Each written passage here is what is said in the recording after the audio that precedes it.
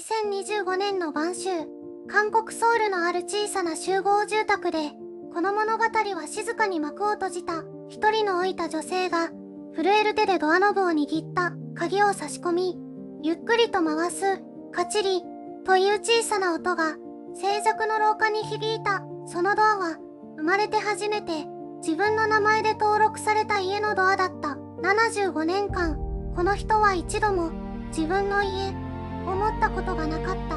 55年間、他人の家を借りながら生きてきた。保証金を積み、また引っ越し、また積み直す。それを、何十回と繰り返した。ドアを閉めた瞬間、女性は動けなくなった。壁にもたれ、ゆっくりと床に座り込んだ。声も出なかった。ただ、涙だけが止まらなかった。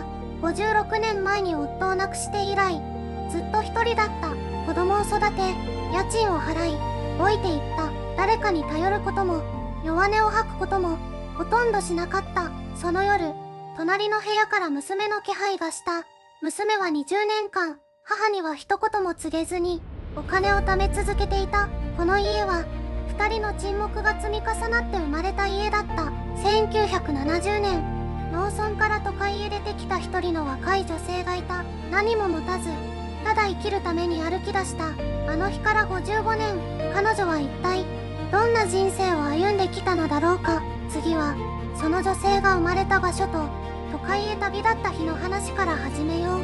1970年、韓国の農村に、一人の若い女性がいた。名前はスニ。当時、20歳だった。彼女が生まれた村は、山に囲まれた小さな集落だった。電気もガスも、満足にない時代だった。朝は夜明けとともに起き、夜は暗くなる前に眠る。それが当たり前の暮らしだった。父は農業をしていた。母は畑仕事と家事を同時にこなしていた。子供は多く、食べるものはいつも足りなかった。スニは、中学校を卒業した日に決めた。都会へ行く。と、誰かに背中を押されたわけではない。ただ、このままここにいては、何も変わらないと感じていた。それだけだった。ソウルへ向かうバスに乗った日、荷物は一つだけだった。着替えが数枚入った小さな袋。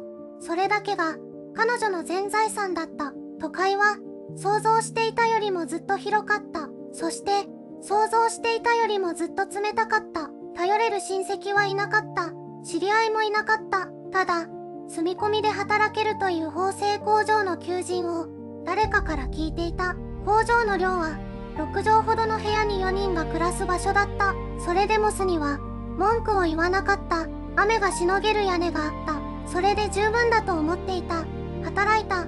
ひたすら、働いた。手が荒れても、腰が痛くても、休まなかった。いつか、自分の部屋を持ちたい。いつか、自分の名前で借りた家に住みたい。その小さな夢だけを、胸の奥に持ち続けていた。やがて、スニの人生に一人の男性が現れる。その出会いが、彼女の歩む道を大きく変えることになる。その男の名は、チョルスと言った。工場の近くの食堂で、スニは彼と出会った。彼は口数が少なかった。でも、目が優しかった。疲れた顔のスニに、黙って水をいっぱい渡してくれた。それだけだった。それだけなのに、スニは胸が温かくなった。チョルスもまた、田舎から出てきた一人だった。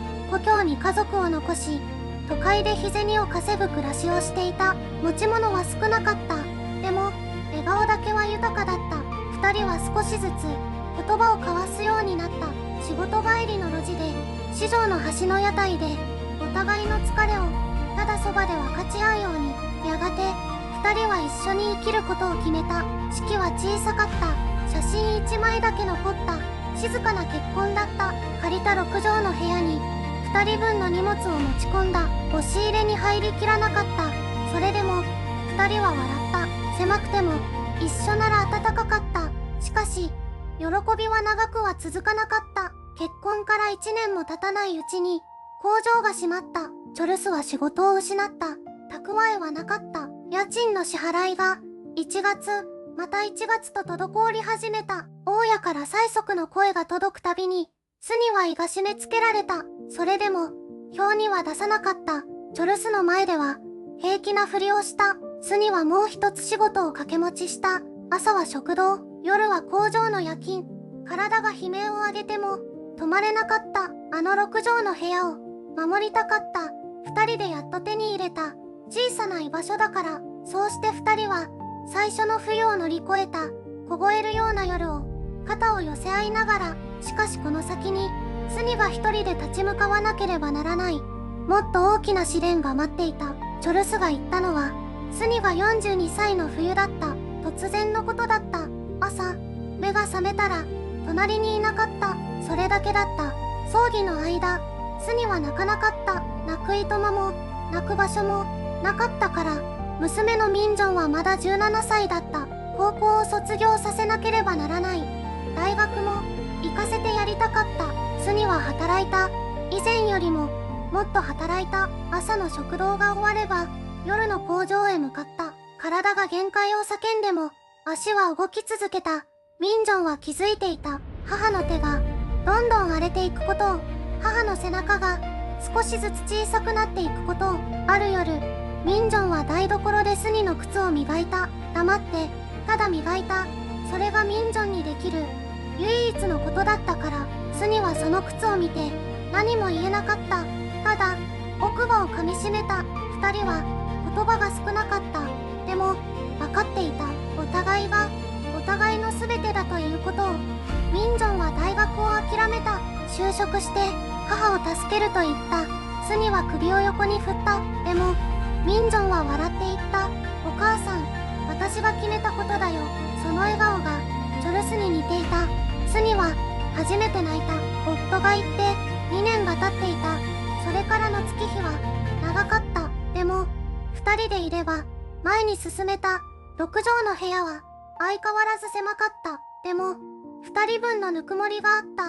スニはまだ知らなかった。ミンジョンがある秘密を胸に抱えていることを。20年かけて少しずつ積み上げてきた小さな夢のことを。その夢が実を結ぶ日がもうすぐそこまで来ていた。あの頃が一番幸せだった。スニはよくそう思った。夫を亡くして2年が過ぎた頃のことだ。悲しみの中にいながらそれでも毎日は続いた。ミンジョンがそばにいてくれたから娘は何も言わなかった。ただ夕ご飯を作って待っていた。ただ笑っておかえりと言った。その一言がスニの足を前へ運んだ。6畳の部屋は相変わらず狭かった。でも2人分の息遣いがあった。2人分の笑い声があった。2人分のぬくもりがその部屋を満たしていた。春になれば窓から桜が見えた。ミンジョンがお茶を入れて隣に座った。2人で何も話さずにただ貝を眺めた。それだけで十分だった。それだけで生きていけた。スニは思った。これが幸せというものかもしれない。と、広い家でなくていい。立派な暮らしでなくていい。ただ、誰かがそばにいてくれるだけで、人は生きていける。だが、穏やかな日々は長くは続かなかった。ある夜、ミンジョンが帰ってきた。いつもより遅かった。顔色が少し青かった。スニは気づいていた。でも、何も聞かなかった。翌朝、封筒が届いた。大家からの手紙だった。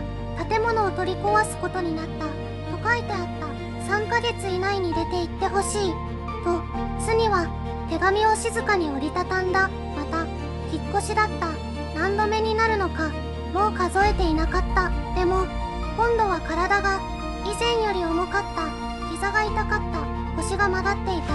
それでも、スニは顔を上げた。ミンジョンに心配をかけたくなかった。娘はまだ秘密を抱えていた。20年かけて積み上げてきた小さな夢を。その夢こそが2人の支えになろうとしていた。スニには1人の女性がいた。同じ町内に住む幼なじみの奥すんだった。子供の頃からずっとそばにいた人だ。夫を早くに亡くしたのも同じだった。貧しい暮らしが続いたのも同じだった。引っ越しのたびに奥すんは手伝いに来た。段ボールを持った荷物を運んだ。何も言わずに隣に立っていた。あの夜もそうだった。膝が痛くて腰が曲がって体が言うことを聞かない夜、スニは初めて声に出して言った。もう疲れた。奥すんは黙って聞いていた。お茶を一杯静かに差し出した。そしてこう言った。あんたが倒れたら、私が困る。それだけだった。慰めでも、励ましでもなかった。ただ、あなたが必要だ。という言葉だった。スニは、その言葉で泣いた。声を上げて、子供のように泣いた。50年以上、ずっと我慢してきた涙が、ようやく出てきた。諦めようとした夜が、何度もあった。もう引っ越しはできない。と思った夜が、この体では、もう動けない。と思った蝶が、それでも、スニは立ち上がった。ミンジョンの顔が、浮かんだからだ。あの子に、弱い母親の顔を見せたくなかった。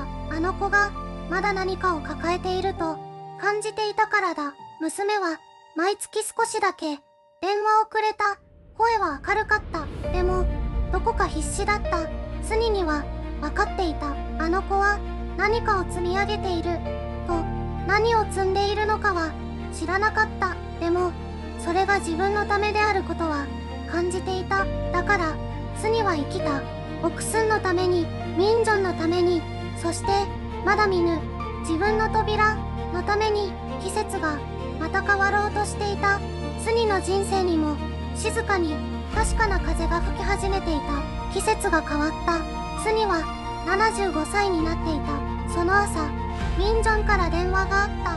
お母さん、今日、一緒に来てほしいところがある。いつもと違う声だった。落ち着いているようで、どこか震えていた。スニは何も聞かなかった。ただ、静かに支度をした。連れて行かれたのは、小さなマンションだった。古びて履いたが、日当たりが良かった。窓から、細い川が見えた。ミンジョンが、一枚の紙を差し出した。不動産の契約書だった。そこに書かれた名前を見て、スニは動けなくなった。自分の名前だった。20年。少しずつ貯めた。お母さんの名前で書いたかった。ミンジョンの声が、かすかに揺れた。スニは、何も言えなかった。言葉が、出てこなかった。鍵を受け取った。冷たくて、小さくて、重かった。扉の前に立った。スニは、ゆっくりと鍵を差し込んだ。回した。音がした。小さな、確かな音だった。扉が開いた。中に入った。誰もいない部屋だった。でも、空っぽではなかった。スニは、扉を閉めた。自分の手で、自分の家の扉を。その瞬間、56年分の時間が、どっと押し寄せてきた。夫を失った夜、雨漏りする借家の天井。数えきれない引っ越しの朝、オクスンが泣いた夜、ミンジョンが笑った朝、全部が、この一枚の扉の向こうにあった。スニは、床に座った。声も出さずに、泣いた。誰かのために生きてきた。ずっと、そうだった。でも今夜だけは、自分のために泣いてもいい気がした。この扉は、終わりではなかった。スニの人生に、初めて訪れた、本当の始まりだった。スニは、しばらく動けなかった。床に座ったまま、膝を抱えていた。涙は、もう止まらなかった。75年、その長い時間が、一気に胸に押し寄せてきた。夫を失ったあの夜、雨漏りする天井を見上げて、泣いた夜、引っ越しのたびに、荷物を背負って歩いた朝、誰かの家の扉を閉めるたびに、心のどこかが冷えていった。ここは、自分の場所じゃない。そう思い続けて、55年が過ぎた。でも、今夜は違う。この扉は、スニのものだ。この床も、この天井も、この空気も、全部スニのものだ。ミンジョンの声が、耳の奥に蘇った。お母さん、ここに住んでいいんだよ。あの子は、20年間、黙って貯めていた。何も言わずに、笑顔で働いて、笑顔で貯めて、笑顔でこの家を差し出した。スニは、娘に何をしてやれただろう。貧しい家に生まれさせた。父親のいない家で育てた。何度も引っ越しをさせた。それでもミンジョンは、怒らなかった。泣き言も言わなかった。ただ、母の隣で生きてきた。スニは、手のひらで顔を覆った。おえつが、静かな部屋に広がった。誰かのために、生きてきた。夫のために、子供のために、家族のために、自分のために泣いたことなど、何度あっただろう。でも今夜だけは、許して欲しかった。自分のために、泣かせて欲しかった。この扉は、終わりではない。スニの人生に、初めて訪れた、本当の始まりだった。そしてその夜から、スニは少しだけ変わった。泣き明かした朝に、窓から差し込む光を見て初めて思ったのだ。ここで生きていこうと。あの夜からスニの暮らしは少しずつ変わっていった。劇的な変化ではない、毎日の小さな変化だった。朝目が覚めるとまず窓を開ける。自分の窓を、自分の家の自分の窓を。その感覚だけで一日が始められた。以前は朝が怖かった。また一日をやり過ごさなければならないという重さがあった。でも今は違う。朝が楽しみになっていた。娘のウニヨンが週に一度必ず顔を見せに来る。特別なことは何もない。ただ一緒に茶を飲んでテレビを見て洗う、それだけだ。でもスニにはそれが何よりの贅沢だった。75年生きてきて初めて知った贅沢だった。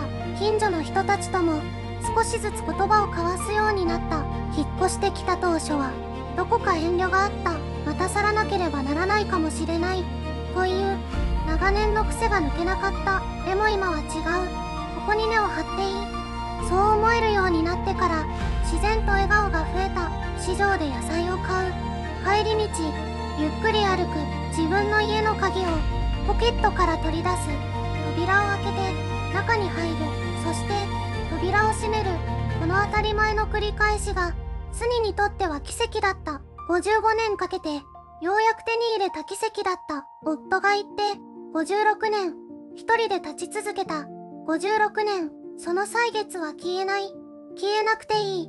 全部今のスニを作ってきた時間だから。泣き明かしたあの夜の翌朝、窓から光が差し込んだ。スニはその光の中で静かに思った。ここで生きていこうと。そしてその言葉は今も毎朝スニの胸の中にある。終わりではなく始まりとして。あなたは今何を持っているだろうか。家があるならその扉を思い出してほしい。今夜自分の手でその扉を閉めるとき、ほんの少しだけ立ち止まってみてほしい。スニは75年かけてその瞬間にたどり着いた。扉を閉める、ただそれだけのことが涙になった夜があった。私たちが当たり前だと思っているものの中に誰かが一生をかけて手に入れたものがある。娘は20年黙って貯め続けた。母は55年黙って耐え続けた。その2つの沈黙が重なって一つの家になった。愛は声にならないところで生きている。言葉にならないところで静かに積み重なっていく。今日この話があなたの心に届いたなら、大切な人のことを思い浮かべてほしい。まだ間に合う。まだ伝えられる。スニの扉が閉まったあの夜から新しい朝が始まったように、あなたの今日も誰かにとっての奇跡の始まりになれる。